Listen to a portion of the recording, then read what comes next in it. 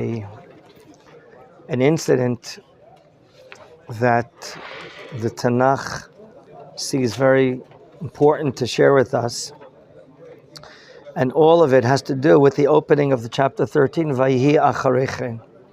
Like you said yesterday, I think, Elimelech, we're going to read now about episodes happening to David's family that are a result of his sin, of his Kabbalat Tshuva, of accepting the fact that he has din and that he himself codified what law he should do. Arbatay Mishalem. We're going to be learning now over the next couple of chapters how David buries 4 of his children.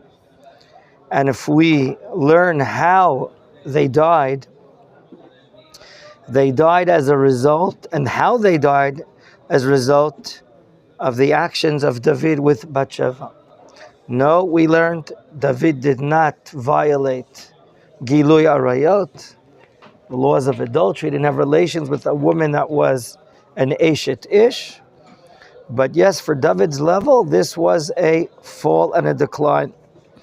And therefore, the first event that we learned yesterday is Amnon v'Tamar. It seems like a brother having relations with his sister. And we're going to notice today what is David's reaction or not reaction. And second, we're going to learn that if David doesn't react, there's no political vacuum. Avshalom, who is a brother of this woman called Tamar, will act. And we're going to ask ourselves, why does he act so violently to bring about the death of Amnon? And maybe we'll ask ourselves, let's look at the language of the Tanakh here. Can we relate to any other events that are similar to this in the Tanakh or in the Chumash?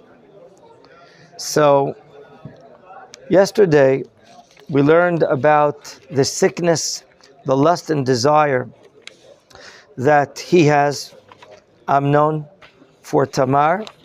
And then we saw that he receives advice from a good friend called Yonadav. And we have a klal, we have a rule. You could be a wise man, but if you use your wisdom for bad things, then instead of your wisdom letting you rise to get to great heights, here you can use your wisdom for plotting.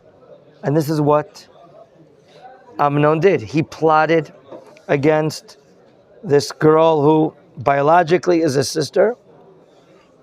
But what do you do? What is the solution when you have an illness like Amnon has? He's getting sick because he can't have relations with Tamar.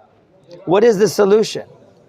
So we know that from a Judaic point of view, instead of, we don't ignite the lust and desire, okay? If we want to save someone from his sexual lust and desires, okay, you don't provide him fire. He's full of fire. He wants to be with this woman. And he forcibly takes over her and lies with her. And he calls in the beginning, he has love. And we brought yesterday the famous Mishnah, okay?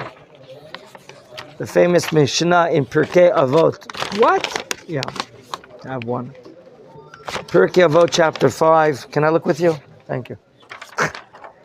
Right? The Mishnah talks about if you have love and it's dependent upon something else, then once that love is what?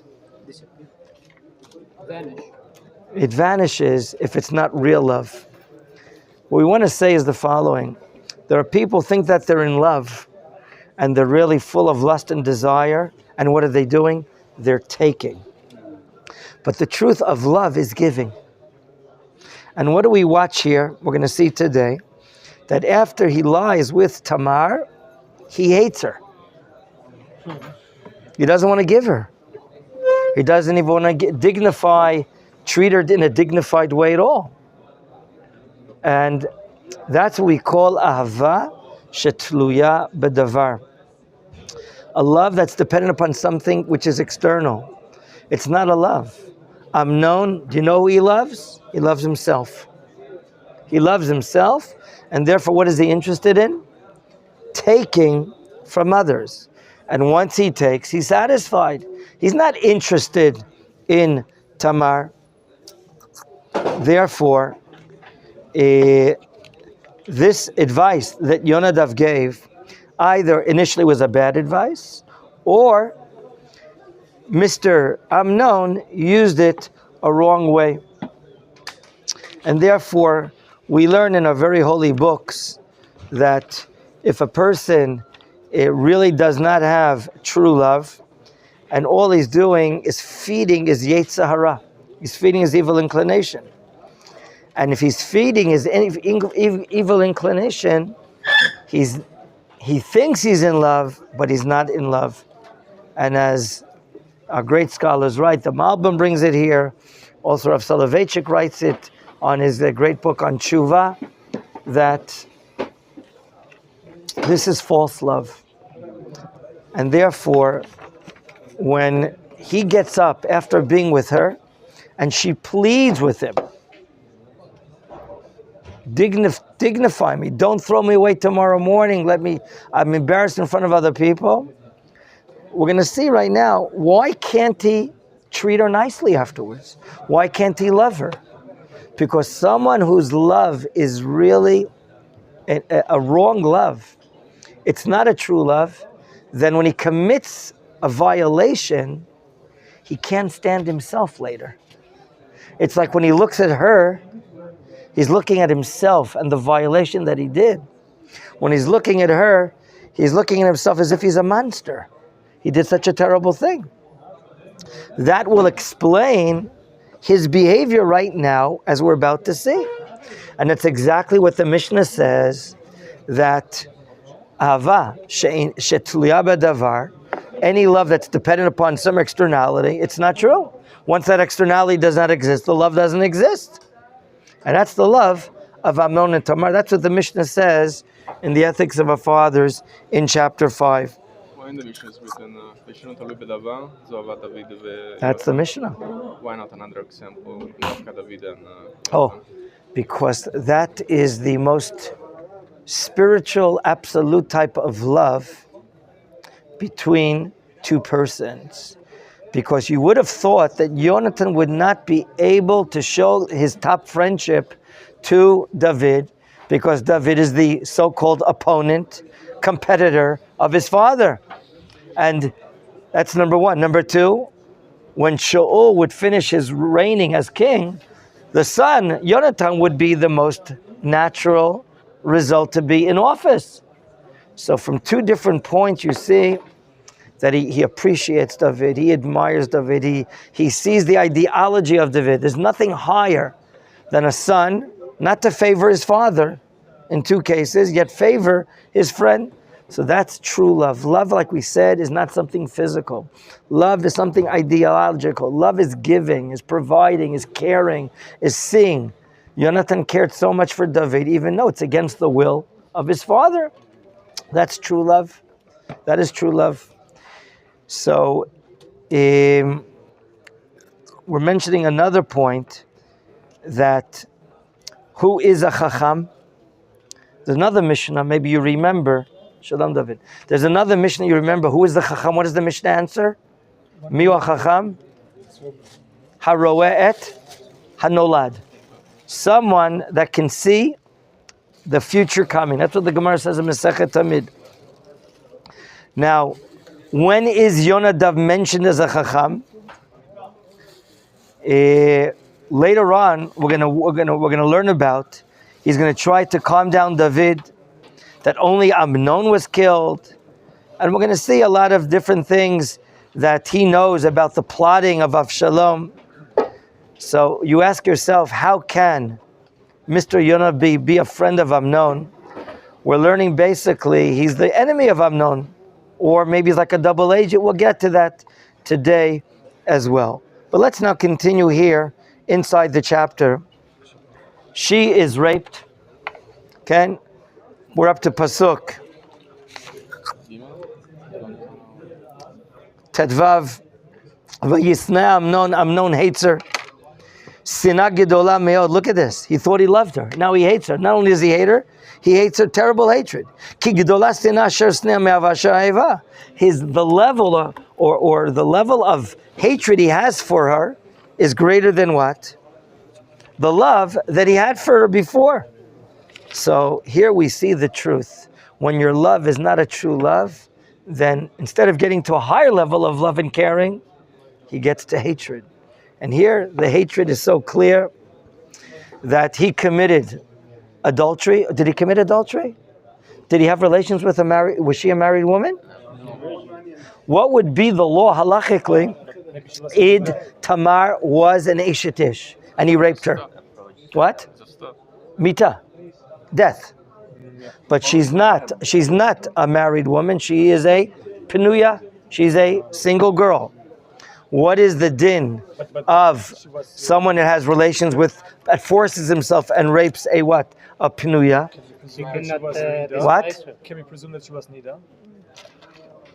We don't see that here. We don't see that here. It's a good question. I don't know what Chazal say about this, but we see that she is a Penuya. What does the Torah say for raping a Penuya? You cannot say and send her away. Very good. Look together on this page. Chaval that and make copies. That's what I wanted to ask yesterday as well. The Sefer, that's what the Sefer Chinuch brings. Sefer Chinuch brings here, mitzvah la'ones, shisa nusato li'isha. Someone that rapes a Penuya, he has a mitzvah to marry her afterwards. And what? Not only that, but he's not allowed what? To send her. And he has to pay her father 50 silvers. In other words, you went and lowered yourself. You did such a terrible abomination. You did such a terrible thing like what? Raping a girl of Israel and treating the girls of Israel as if they're what? Ownerless, like they're hefker. Had you thought about that initially, you wouldn't have done it. And therefore, there's this type of fine. You have to marry her, not send her away, and you have to pay the father silvers. Notice what the Tanakh says here at the end of verse 15. What does he say to her? Vayomer la'amnon kumi lechi. Get the heck out of here. That's what he says to her. He doesn't want to see her. We explained it. That is not love. This love led him to true hatred, and you know what? He hates himself. He looks at himself as if he's a monster. That's really what's happening. When you do such an aveira like this, it's not true love. It's not true love. What does she say? She's so baffled. When we read Pasuk 16, we see that the order of the Pasuk is very unclear. Vatomer, she says, Alodot hara gdola, regarding this terrible thing you did to me, ma'acheret asher asiti mi lishalcheni. Okay, and you want to send me away so fast. Velo ava lishmoalo. Okay, she's basically saying, don't send me away. You did such a terrible thing that you want to do with me. In other words, she realizes the severity of the raping, and she's asking, let me stay here at least for this day. Why? Because if I walk around the street, how are people going to treat me? I'm going to have so much great shame. I don't know where to put my shame. I don't know what to do. Okay? From so much excitement and agony she's going through, when you read this pasuk, you see as if she's very unclear the way she's speaking. We understand emotionally she's torn. So the Malbim, though, explains this mitzvah. Don't send me away. Tamar right now wants to offer this rapist called Amnon that he should marry her, which is the din of what? Oneset HaBetula, someone that rapes a virgin girl. As the Torah says that in Dvarim Kafbet 22, and the Sefer Chinuch, like we brought here, it brings this part. What is his reply to her? Pasuk Yudzayin Vayikrat Na'aro. He calls his servant Misharto, the one that's serving him, Vayomer Shilchula etzot me'alai. Look what he's calling her. He's calling her, send this, as if she's an object. In other words, he can't even treat her with dignity or honor. Shilchuna etzot me'alai achutza. Get this, as if she's mukta. Get her out of my presence. Can you see how terrible? As if this woman is a disgraceful woman to me. May Allah, she's a cumbersome, she's hard on me. And you know what? What else to do? Unaola delet achareh, lock the door. When you talk to a woman like that, there's nothing more disparaging. There's nothing more belittling. There's nothing more disgraceful. And again, why? Because he doesn't have true love. He loves himself. And once he satisfied his own love and had relations with her, he doesn't care for her. Because again, true love is giving. True love is not taking. True love is giving and providing. And he doesn't do that. He wants to get rid of her. As if she's a shmata. As if she's a smartut. Okay? Like a rag. Get her out of it. Lock the door. Pasuk Yudchet. Let's continue. Ve'aleha ketonet pasim. What is she wearing? She's like wearing a long shirt, a long gown. Ketonet pasim. What does that remind you of? Yosef. It's an outer garment. It's apparently not, in spite of the fact that she's not wearing what? Proper outer clothing of the daughters of royalty. So the Tanakh tells us that she's not wearing a royal wardrobe. She's only wearing a ketonet pasim. Why? Because really the daughters of royalty would wear this outer garment, this outer cloak, and she's not wearing it. And she feels that's really, putting her down. Is she taken out? Yes. Look at this. She says, get out of here. Just get out of here. Get out of here. To take her out of the house.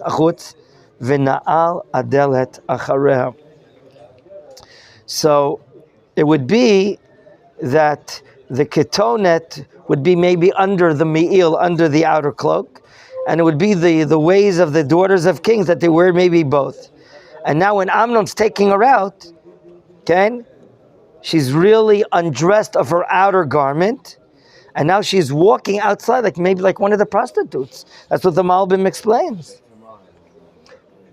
She's wearing only a garment that she would not regularly wear outside. So we see here, he's acting like a monster. Because he isn't. You know why? Because he can't look at himself anymore. By looking at her, he's looking at himself. And he can't stand it. Her name is Tamar. This happened with Yehuda and Tamar also, another Tamar. Yeah, but that wasn't, that was much different. That's a much different situation. It's the same name, yes. It is the same name. Gentlemen, let's read how she feels and how she walks. Pasuk Yutet.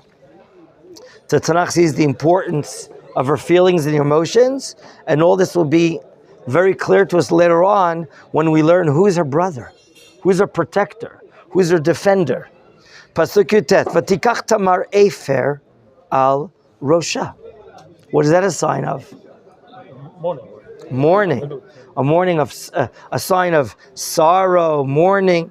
Uchtonet hapasim asher aleha, that garment, that inner garment, kara, she rips it up, like she is in mourning. Vatasem yadah al Rosha, vatelech haloch v'za'aka. Why is she putting her hands She's put also like I'm in tsar. When someone is in sorrow, he puts his hand on it. What am I going to do? Where am I going to go? Where am I going to hide myself? Holding my head, I have no solution. I'm like holding my head on top. And now she screams out, of course, out of tsar. And again, we'll say what you mentioned yesterday. Chazal said here in Sanhedrin Kaf Aleph that at this moment, after this terrible event, Chazal, the sages of that generation, made a gzeira. They made a rabbinical decree of yichud, of a pinuya, that you cannot be alone with a single girl. Okay? And they said, if this is what happened to the daughters of royalty, then regular daughters, even more so, people will take advantage of them. Okay? If this would happen to benot melachim, that kal v'chomer, they might treat regular banot in a regular way, and therefore Chazal made a gzera. Yes. She can be with two people who are considered is there a reason here why? Like, does that have a reason here or something? Yeah, we don't think that you'll be too embarrassed, God forbid, to rape someone in the presence of someone else. Again, that would be one of the logical understandings. Gentlemen, who hears her screaming? Pasuk Kaf. Vayomer Elea Avshalom Achia. Notice, he's called Avshalom her brother. We know that. So why is the Tanakh telling us? Because he's acting like a protective brother. Who immediately can you draw a parallel? Shmuel and Rabbi. Achia. I'm asking you first about the term Avshalom Achia. That they were what? What are they called? Brother. Of who? Her brother, Dina. Dina. Shimon v'Levi, quote, Achei Dina. Boker Tov. I know that Shimon and Levi are the brothers of Dina. Rather, they want to protect her. They cannot tolerate such an event that's putting her down so much. So we'll be able to draw several parallels from the language. Vayomer le'Avshalom Achia. Ha'aminon achich haya imach? Was he with you? Your brother? Ha'imanon. I mean, yeah. He's disgracing his name. He's, What's instead of calling him, no, it's like a disgraceful addition to the name. You know, this ugly person, Aminon. His name is Amnon, but he's like cursing him. You know, it's a way of disgracing. Okay? Hayaimach ve'ata achuti, my sister. Hacharishi. Don't react. Be quiet. Achichu. Remember what? He has a plan. He has a plot. He's saying really, he's really your brother. Al tashiti libech ledavar azeh. He has a type of rationale that Avshalom is telling Tamar, keep your mouth quiet, and for 3 reasons. Now let's see the 3 reasons. Okay? Number 1, your honor. Okay? Your honor. The Malbim explains, your honor, you were alone with a man. He's your ach. He's achicho. Your honor should be kept be quiet. It was done by your brother. It's terrible. It's not worth your dignity. Number 2, be quiet because of his honor. Why? Achicha. He's your brother. Okay, and he's the brother, the son of David. Therefore, be quiet. It's not kedai for you to go to the police and file a complaint that your brother raped you. It's not your honor, and it's not his honor.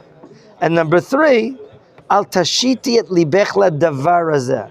Don't pay attention to your heart. In other words, it's better off you feel weakening and be quiet and try to forget it. And what is it in French? Que sera, sera. What do they say? No, who speaks French here? Masha haya. Haya. What was? What was? Keep your mouth quiet. Now, Tamar hears her brother saying these 3 things. What does she do? Vateshev Tamar v'shomeima beit Avshalom achia. Here, she changes her style. Okay, she changes her style of life. What type of life does she now live? Shomeima, sheket. She doesn't speak. She doesn't get married to anyone. She stays alone. And you know what happens when you hide your emotions, when you close yourself or you stifle yourself? It's not an easy thing. If you're not going to explode now, you might explode later on. But this apparently is Avshalom Achia, and we're told again the second time. Do you notice? Vateshev Tamar v'shomeima beit Avshalom Achia. A second time, he's mentioned as the Avshalom, the protective brother, Achia, the brother, her brother. And that's where she finds peace, apparently. Okay? So, have you heard of the commentary of the Miamloes? Have you heard of it? Yes? Is that the Morale of Prague? No. The Mamloes describes that all of these ideas that he's giving to his sister, all this is a plot. That right now he's going to keep quiet. He's going to stifle his anger against Amnon without showing it on the outside. And he's telling his sister, keep your mouth quiet and don't show it on the outside. And when the time comes, Avshalom will be able to take care of Amnon. Why are we saying this right now? Because of the next pasuk. What does the Tanakh tell us regarding, there's a father involved here. There's a king here. Now before I read it, can the court of Israel punish Amnon? He raped a Penuya. He violated a violation. Can he be punished? Were there 2 witnesses? Was there a forewarning? No. Now let me ask you a second question. Does the king have a right to punish unlawfully? The king has the power from the Torah that if he sees things that people are breaching, not doing properly in society, he can punish unlike the law of the Torah. Who's the king? What does he do? Pasuk Kaf Aleph 21. V'melech David shama et kol advarim ha'ele vayichar lo me'od. I can't believe it. Just became very angry. I don't think he's angry. Gentlemen, the translation is like that. I don't know if you realize that I planned this out a year ago. That today we read inside the Chumash, Vayichar Moshe. And Rashi says there, Moshe doesn't get angry. So what does Vayichar mean? Not like it usually means, but he was very sorry that the people are protesting about him. I want to say that I planned this out, that we read. No? Yeah? That what happened in the parsha, we read it. No, you don't believe me? Okay. That we planned it out. We on the same day, we're reading out in the parsha, we're reading this about David. I think the meaning of David is full of agony and sorrow. I don't think anger. Even though your English explanation provides anger. It could be anger, but I want to say David is so full of sorrow. But why isn't he doing anything? Why isn't he doing anything? You all know why not. You all know why? Because David publicized a law for himself. When he was scrutinized, when he was interrogated by the prophet Natan. And Natan said, what would be the law in the case if the poor guy, came, the rich guy came and stole from the poor owner of one little lamb. And he said he has to pay 4 times. Arba'atayim yishalem. This is now hinting to 4 children David will eventually bury. And we're going to learn how they're going to be buried. And Nachon, it said that they're going to die by the sword.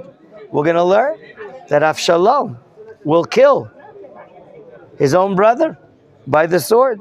And the same Avshalom will take over the kingdom and put on a mutiny against his father. So all of what's happening now to David. Do you know why David can't open up his mouth and say that Amnon, you raped your sister? Because David himself had relations with Bathsheba, although that was agreed upon. It was not raping. But since it's considered a chilul Hashem what he did, and he, as if he stumbled in something similar, therefore David is not in a position morally, he's not in a position ethically that he can go to his son and say, you're not allowed to do these things. You have to curb yourself. He's not in a position to do that. And all of what's happening, David, we say in Hebrew, boleh tatzvardea. He is swallowing the frog. In other words, what I mean is like, he's accepting what's happening and realizing that he is at fault. And what's happening now is part of the affliction, the punishment that he's going through. And that's why the Tanakh, and so you explained yesterday, why the Tanakh opened up with the pasuk, Vayehi acharechem. Because this is a direct correlation to what's happening here. Questions? I see a correlation with Parshas Pinchas, because like Ben Zriman was saying to Moshe Rabbeinu, you took a wife that was not born a Jewish, I can also take a wife for me. Right, that's Chazal. That's even Chazal. That doesn't appear in the Chumash. Let's see a few more words, a pasuk, and tell me if you see something else. Pasuk 22. What does Avshalom do politically here with his brother? Velo diber Avshalom im Amnon limerav. He doesn't open up his mouth. No discussions. No good things and no bad things. Why? What's going on in his heart? Ki sanei Avshalom et Amnon al dvar asher ina et Tamar achato. This term, that he afflicted her, asher ina, where does that appear as well? Al davar asher ina et tamar achato. I think we're talking there about Dinah. What was the reaction of the brothers? Open up, if you have your full Tanakh in front of you, to the act of Shechem, Maser Shechem. Where does that appear? In Chumash Bereshit?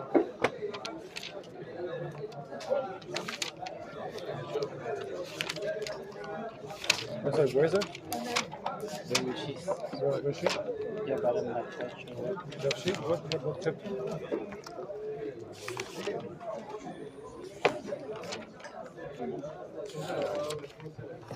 Where is the event of Maser Shechem? Here it is. In Perek Lamed Daled. Vayishlach. Look what it says. Here, he thinks he loves her. Here, Vayavet hanara v'yidaber lev hanara. He convinces her that he loves her. Shechem loves Dinah. And Yaakov hears that what? Ki timei Dinah bito. He defiled Dinah bito. But what does Yaakov do? The same reaction as David does. Vechrish Yaakov ad boam. Yaakov doesn't do anything. He's silent. Just like here, David is silent. There, what's the reason why is Yaakov Avinu silent to what Shechem did to Dinah? Because he wants to wait for the sons to come in and then decide what to do and what not. I don't know if that's the answer. I think he's afraid that the Canaanites outnumber. He's one family versus nation, a nation that's there. Okay? That's number one. Then, what does he say? Ki nevala asa b'Yisrael. Vayichar lahem ma'od. Okay? The children of Yaakov are very angry because they did it in abomination. Lishkavit batikov, to lie with the daughter of Yaakov, v'chein lo yaseh, and it should not be done. Where do we see though the term inu? Do we see the term inu? No, I don't see it. I thought I would see the term inuota, that he afflicted her. Maybe it appears that I overread it. Let's keep on reading by us. Vayilish natayim yamim. 2 years pass. Imagine keeping the insult, keeping the pain for 2 years and not talking about it. It's a very tragic thing. But here, although David is maybe angry at Amnon or very sorrowful, David does not do anything, no action. He could have what? Done like a king and could have punished Amnon, not according to the laws of the Torah. But, and by the way, is it nepotism because he loves Amnon because it's his Bechor? Or because, you know what? Amnon could say to David, Abba, before you give me Musar, give yourself Musar, right?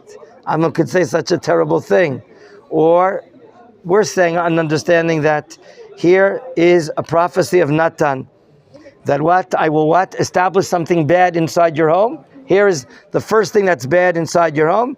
And David, by being quiet, he's accepting the judgment. He's accepting the judgment. And this, you know what? Could this bother the brother of Shalom? That the father accepts the judgment, is not doing din? He says, if my Abba is not going to do din, then I will. That's probably what's hurting Avshalom most. Okay?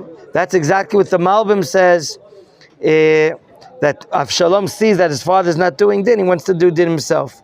So here it is, 2 years pass, and you would think that what? That the anger that Avshalom has for Amnon would what? Perish, evaporate, and you don't have to be so careful in front of him. And now he sees a weakness.